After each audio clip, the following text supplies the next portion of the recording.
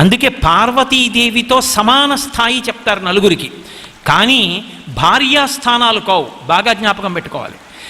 పార్వతీదేవితో సమాన స్థాయి భార్యాస్థానం పార్వతీదేవిదొక్కదానిదే. అందుకే గౌరీ యొక్కతే ఆకాశ గంగ యొక్కతే, కాశీ యొక్కతే దక్షిణ కాశీ యొక్కతే, నలుగురును శంభునకు లోకనాయకునకును రాణి వాసంబులను రాగ రసము పేర్మి అంటారు. పరమశివుని యొక్క నలుగురు ఇల్లాండ్రతో సమానం వాళ్ళు. నలుగురు భార్యకి ఎటువంటి స్థానమో అంత స్థానం ఇచ్చాడు. మొట్టమొదటిది గౌరీ యొక్కతే పార్వతీదేవి. గౌరీ యొక్కతే ఆకాశ గంగ యొక్కతే. ఆ గంగే కదా భూమి మీదకి వచ్చింది, కాబట్టి గంగ ఆకాశ గంగ యొక్కతే. కాశీ యొక్కతే దక్షిణ కాశీ యొక్కతే. కాశీపట్టణం ఒకటి, దక్షిణ కాశీ అయినటువంటి దక్షారామం ఒకటి. కాశీ యొక్కతే దక్షిణ కాశీ యొక్కతే, నలుగురును శంభునకు లోక నాయకునకును.